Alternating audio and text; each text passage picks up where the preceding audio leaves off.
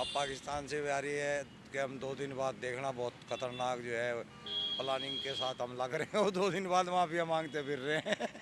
इस जगह पे हमारा कुछ नहीं उखाड़ सकते। वो कश्मीर था, वहाँ हम फंस रहे थे, वो भी सरकार के शिकंजे में। अगर पब्लिक के लिए हम होते तो वहाँ भी कुछ नहीं उखाड़ सकते। अब उनकी औकात इतनी है, वो खाली धमकियाँ ही दे सकते हैं। वो मोमडन क्या रहेगा, उसके पीछे हम नमाज पढ़ रहे, वो बहुत मस्जिद में कर रहा 6 साल की लड़की से। अजमेर शरीफ की कितनी बड़ी मान है, वहाँ के 6 आदमियों ने 100 लड़कियों से करा। नमस्कार, आप सभी का एक बार फिर से बहुत स्वागत है। और मेरे साथ सलीम वास्तिक, जिनको आपने पहले भी हमारे चैनल पर देखा होगा। कई बार मैंने इनसे बातचीत की है और आप लोगों तक पहुंचाया है।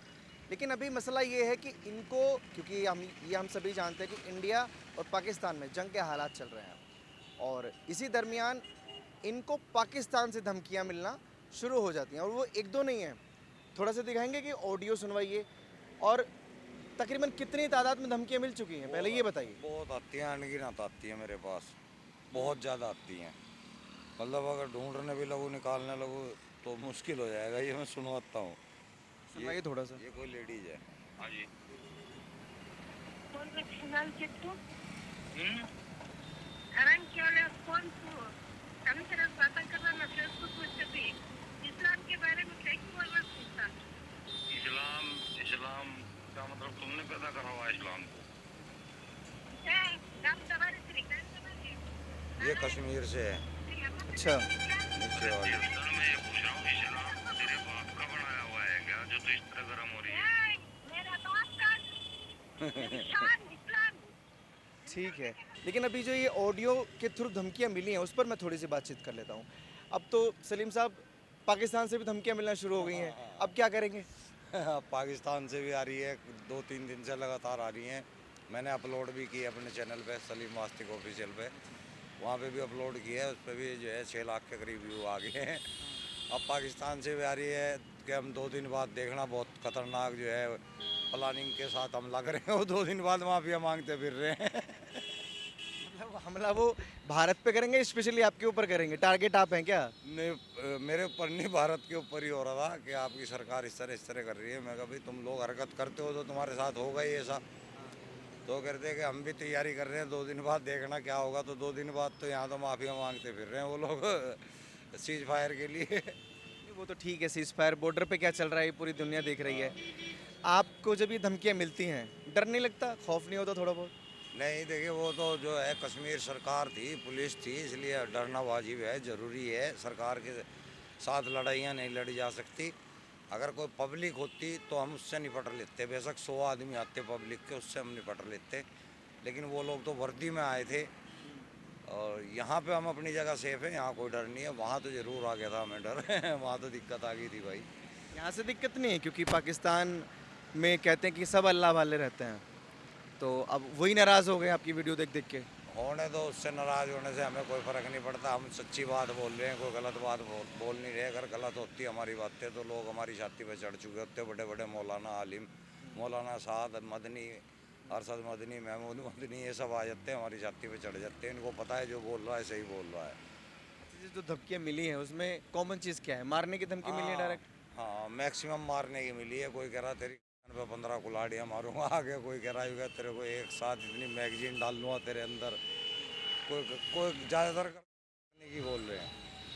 वही कॉन्सेप्ट, गुस्ताख के नबी की एक सज़ा। एक ही कॉन्सेप्ट है इनके पास, और कुछ है ही नहीं है। या तो पुन्नो काटेंगे, खतना कर देंगे आदमी की, हंसी काटेंगे।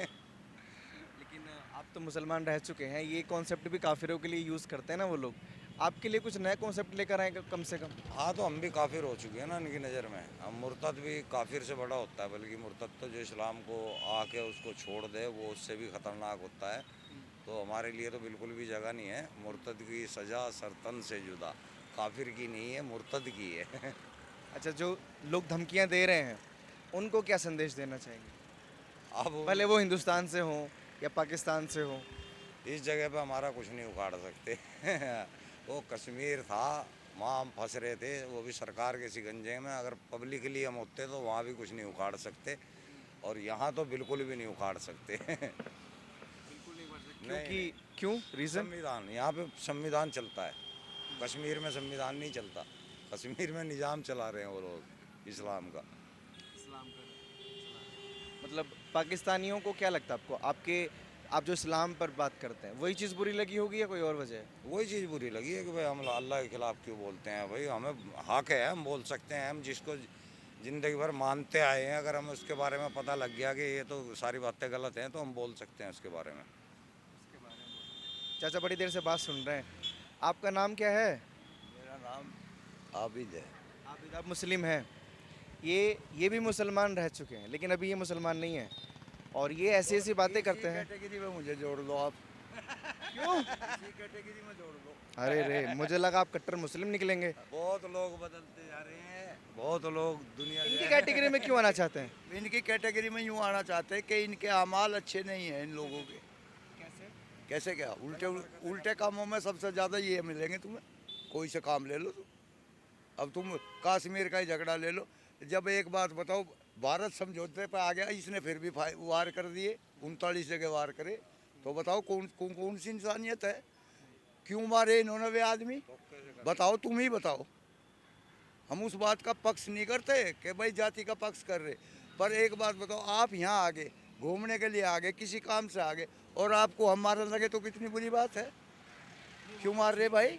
आप इंसानियत का सोच रहे हैं वो बहुत अच्छी बात है, लेकिन इस्लाम से गद्दारी करना भी तो गुनाह है। नहीं, इस्लाम से गद्दारी करेगा कौन है? बताओ, कोई हिंदू ऐसा होगा जो किसी को नमाज पढ़ने से मना कर रहा हो? नहीं, एक बात बता रहे तुम, यहाँ नमाज पढ़ लो, अगर कोई आदमी रोक रहा हो तो, या कहीं भी राम के नाम ले लो, कोई रोक रहा हो, वही तो है कि भाई रोक रहे, या तुम्हें रास्ते में जाने से रोक रहे। जब गलती समझो, जब तुम्हें कोई किसी चीज़ से दिक्कत ही नहीं दे रहे। दिक्कत तो खुद दे रहे हैं, मुसलमान खुद करते हैं, बस मस्जिदों से बाहर आके नमाज पढ़ना शुरू बताऊं करते तुम्हें, हैं। अगर तुम कहते हो 10 मिनट यहाँ खड़े हो जाओ, मेरी साइकिल खड़ी, वो खड़ी, मैं ड्यूटी करता हूँ टोनी का सिटी। हमें देख के स्पेशली साइकिल रोकी आपने? हाँ, मैं ऐसे अखबारों के जवाब देने के लिए घर रखता हूँ कि इनकी एक कमी ये देखो, इनमें कमी कितनी अंदर है। एक बात बता, वो मोमडन क्या रहेगा, उसके पीछे हम नमाज पढ़ रहे, वो बहुत मस्जिद में कर रहा 6 साल की लड़की से। और वो खुद को मुसलमान बताता तो मैं है। कितनी बात बता दूंगा। मैं कह रहा, मैं 40 अखबार ला दूंगा। मेरी रोज पुलिस वालों से बहस हो, मैं टोनी का सिटी 1 नंबर थाने पे बैठूं, 3 घंटे ड्यूटी दूं, रोज बहस हो। अजमेर शरीफ की कितनी बड़ी मान है, आपने तो देख लिया होगा। जब वहाँ के 6 आदमियों ने 100 लड़कियों से करा ना करा, बताओ तो फिर कहाँ मुसलमान है? ये बताओ, हम तो इनसे खिलाफ यूँ हैं। नहीं, खिलाफ होना गलत नहीं है, लेकिन आप जैसे बातें करते हैं ना, इनको जब लोग सुनते हैं, स्पेशली कट्टर मुसलमान जो सुनते हैं, वो फिर धमकियां दें, क्योंकि इनको धमकियां मिली हैं जान से मारने की। अब से पहले हमें धमकी मिल दी, बताऊं तुम्हें। अब ये झगड़ा जिस दिन शुरू हुआ, उसी दिन हमारी 11 की कंप्लेंट गई थाने में लोनी, और हमें 11 को ही बुलाया, और हमने बिल्कुल वहाँ साफ कहा, हमें खड़े करके हम साफ कह बात कहने से मरने को तैयार हैं, डर नहीं है। हटेंगे नहीं, बिल्कुल भी हम साफ बात कहेंगे। और मैं कहा, कोतवाल साहब एक काम करो, हमारे वहाँ 6 मकान हैं, इनके 250 मकान है, हमारे मकानों की चाबी लेके इन्हें दे दो, हम चले जाएंगे। जिंदा रहना नहीं है आपको? मतलब ये नहीं है कि मैं मर बिल्कुल नहीं, जिंदगी की परवाह बिल्कुल नहीं, सच पे रहेंगे हम। जो आदमी सही होगा उसको डर नहीं लगेगा, वो सच्चाई पे अड़ा रहेगा। हालांकि इन्होंने पढ़ा नहीं है अपने धर्म को, लेकिन इनके अंदर इंसानियत है, सारी बात इंसानियत। यहाँ खड़ा, मैं यहाँ खड़ा एक दिन, वो खड़े हो जा ट्रैफिक वाले, वो 3 थे, उनमें एक सीनियर जो था, उसने जर्किन पैर रखी थी, जर्किन के नीचे नेम प्लेट दिखी नहीं, नाम का पता नहीं। ऐसे ही बात चल पड़ी, पीछे से कोई मोटरसाइकिल वाला आ रहा था, उसने उन्हें देख के मोटरसाइकिल रोक ली, तो वो आपस में कह रहे, मैं कहा भाई इसने मोटरसाइकिल क्यों रोक ली, इस पर तो वो भी है, हेलमेट भी है। मैं कहने लगा, का चोर है, मोमडन है। वो कहने लगे, मैं कहा बताओ तुझे बहुत अंदाज है? मैं कहा हाँ, मुझे अंदाज है ना इन लोगों का। और मैं कहा सारे काम जितने A to Z हैं गंदे हैं इनके, तो वो मोमडन था ही। आप खुद को मुसलमान नहीं मानते? नहीं, बिल्कुल भी नहीं। आपके बच्चे हैं? हाँ, कितने? 5 बच्चे हैं, 3 लड़के हैं, 2 लड़की है, 4 की शादी। भी ऐसी बातें करते हो आप? ऐसी बातें करूँ ना, मेरे बच्चों से मेरी बात नहीं बनते, नु करे तुम मुसलमानों की क्यों खिलाफत करो। दुख होता होगा उनको? मैं कहा भैया मैं तो करूँगा भैया, मैं तो साफ बात कहूँगा, मैं साफ बात कहने से हटूँगा नहीं, इससे ज़्यादा तो और कुछ ना कर सकते। अपनी रोटी का जुगाड़ में ले रहा। इंसानियत सबसे पहले होनी चाहिए, हर धर्म से ऊपर होनी चाहिए हाँ, इंसानियत, जो आप में दिखाई दे रही है। भाई साहब लेकिन एक बात बताओ, अगर मेरी लड़की 6 साल की और उससे कोई एक आदमी कर रहा तो मेरे दिल पर क्या बीतेगी ये बताओ तुम। वो अपने दिल को क्यों नहीं देख रहा? और ऐसी धार्मिक जगह पे कर रहा, मदरसे में, मस्जिद में, फलाने में। मैं तुम्हें 1000 रिपोर्ट बता दूंगा जी। और अभी आ जाओ तुम टोनिका सिटी थाने पर, अगर नो एप्लीकेशन लिखी जाएंगी, 8 ही लिखी जाएंगी। आबिद साहब, आबिद नाम बताया ना आपने, ऐसी खबरें अगर हम भी दिखाएं ना या कोई और भी दिखाए तो वो लोग कहते हैं कि इस्लाम को बदनाम करने की साजिश है। बिल्कुल बदनाम करने की साजिश है ही नहीं, ये तो बिल्कुल सच है। देवबंद मदरसे में दिखाऊं तो मैं देवबंद मदरसे की दिखाऊंगा तो ये बदनाम करने की नहीं है, ये बिल्कुल सच्चाई है। लेकिन अभी जो मेरा मुद्दा था ना इनके साथ बात करने का, इनको पाकिस्तान के लोग धमकियां दे रहे हैं कि हम उड़ा देंगे आपको। क्या उड़ा देंगे वे? हमारा क्या है हमारे मुकाबले? कुछ भी नहीं, कुछ भी। मेरा भतीजा है गांव का, लद्दाख ड्यूटी चल रही ए नेवी उसमें, अरे मैं तो बिछड़ जाऊँ, नेवी में है। वो एक दिन छुट्टी आ रहा, वो बता रहा, कह लगा ताऊ क्या है यो पाकिस्तान। अगर हमें पूरे आदेश हो गए तो जैसे तुम नाश्ता करो ना चाय का, नाश्ता कर देंगे इसका, कुछ भी नहीं। नाश्ते में साफ, नाश्ते में साफ। और वो धमकियां दे रहे हैं इनको। वो धमकियां दे रहे। चिड़े बैठे हैं, आप लोगों की बातें जब सुनते हैं, जैसे आपकी बात वो सुनेंगे तो चिढ़ जाएंगे, फिर वो चिड़के से धमकियां देंगे वे चिड़का हमारा कुछ नहीं करने का, हम तो ऐसे ही चिढ़ाओगे उन्हें। और ऐसे ही इस्लाम की बातें करेंगे। हाँ, ऐसे ही करेंगे हम तो। और यही के मौलाना चिढ़ गए तो, क्योंकि इनसे बड़ा चिढ़ते हैं। अरे मौलाना हमारे पास नहीं है क्या? हमारी तो कॉलोनी में 6 मस्जिद है, मौलाना एक भी बोल तो जाओ, सामने खड़ा होकर बोल लो। चलो चौक पे, तुम अभी कटैया गढ़ी वाले चौक पे भी चलो और सारे मोमडनों को बुलाइयो। उनके 600 साढ़े 600 घर और हमारे 3 घर, और बुलवा के दिखाइयो। हो सकता है अभी आप वायरल नहीं हुई, इस वीडियो को देखने के बाद कोई मौलाना आप पे फतवा जारी कर दे। जिस दिन मेरे पे फतवा जारी करेगा उस दिन उस मौलाना से सही निपटा जाएगा। कैसे निपटोगे? ये बता रहा तुम्हें, या वो रहेगा या मैं रहूंगा, ऐसे निपटा जाएगा। मुझे ये बताइए, जैसे चाचा ने बोला कि पाकिस्तान के पास खुद कुछ नहीं है, 2.5 घंटे में उसको हम नाश्ते की तरह ख़त्म कर देंगे, वो आपको धमकियाँ देंगे? अब उनकी औकात इतनी है, वो खाली धमकियाँ ही दे सकते हैं, इसके अलावा है नहीं उनके बस का कुछ भी, सूखी धमकियाँ ही हैं। क्या नाम? मोहम्मद सलमान। मोहम्मद सलमान। यस।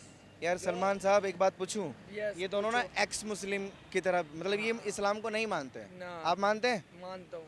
आपने ड्रिंक की हुई है हाँ, ड्रिंक की है बेशक। और इस्लाम में ये सबसे ज़्यादा गुनाह है, बेशक। फिर भी कट्टर मुस्लिम आप, फिर भी मुसलमान। आप मुसलमान नहीं रहे अपने दारू पी ली तो? हाँ, मुसलमान नहीं रहे। तो क्या होगा?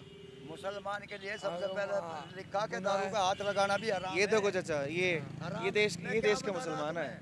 99% खत्म हो रहे। ऐसे मुसलमान हानिकारक भी नहीं है, जैसा ये खड़ा है ना। हानिकारक नहीं है? नहीं, सच बता रहा हूँ मैं, ये इस्लाम के लिए तो हानिकारक है, आम इंसानों के लिए हानिकारक नहीं है ये लोग। लेकिन इस्लामवादी जो देख रहे होंगे ना वीडियो, वो उनको बड़ी दिक्कत होगी। जी बिल्कुल चाचा, बड़ी अच्छी बातें करते हैं आप। हाँ। मुल्लाओं को तो दिक्कत होती है, मुल्लाओं को तो ये दिक्कत होती है कि ये आदमी मस्जिद में क्यों नहीं आ रहा, चंदा क्यों नहीं मिल रहा हमारे को इस आदमी से। मुल्लाओं को तो दिक्कत होगी ही, मुल्लाओं को दिक्कत होनी है और आगे भी होगी। बिल्कुल होती रहेगी, जब तक ये लोग मुल्ला यहाँ मौजूद हैं ना तब तक होती रहेगी। आम आदमी वो जो अपनी जात से किसी को नुकसान नहीं पहुँचा रहा, वो अच्छा आदमी है।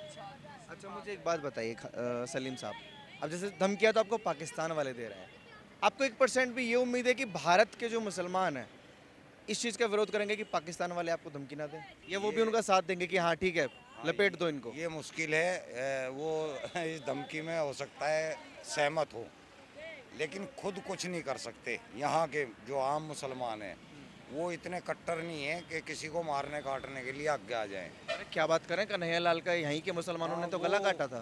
देखे, अपवाद तो हर जगह मिल जाता है, वो भी लोग जिहादी थे और यहीं से थे। सोचिए उन्हीं में से कोई एक ऐसा निकल आए जो आपका सर कलम कर दे। वो ऐसे के लिए फिर हम भी हाथ पीछे थोड़ा ही रख के बैठे हुए हैं, हमारे भी खुले हैं ना। हम भी तैयार बैठे हैं, कोई आएगा तो निपट लेंगे गुरु। निपट लेंगे, लेकिन आपकी जो चीज़ें हैं वो रुकने वाली नहीं है। नहीं नहीं, हम अपने काम को नहीं रोकेंगे। जो हमारा काम है ये मानवता का काम है और ये अच्छा काम है, इसको करना हर किसी का फर्ज है। जो हम सच्चाई जान चुके हैं, हर किसी को इस सच्चाई को बयान कर देनी चाहिए कि भाई ऐसा कोई अल्लाह बिल्ला नहीं है जिस तरह का हम ढूंढते फिर रहे हैं।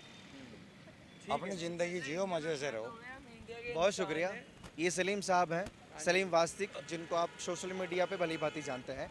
इनको सोशल मीडिया के थ्रू पाकिस्तान से धमकियां मिल रही हैं, भारत से भी मिली होंगी धमकियां, बहुत धमकियां मिलती हैं और जान से मारने की धमकियां हैं।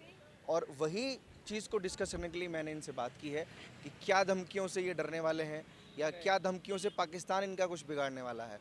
बाकी आप लोग अपनी राय प्लीज़ कमेंट सेक्शन में दीजिए और ऐसी खबरों के लिए आप देखते रहिए वो न्यूज़ हिंदी।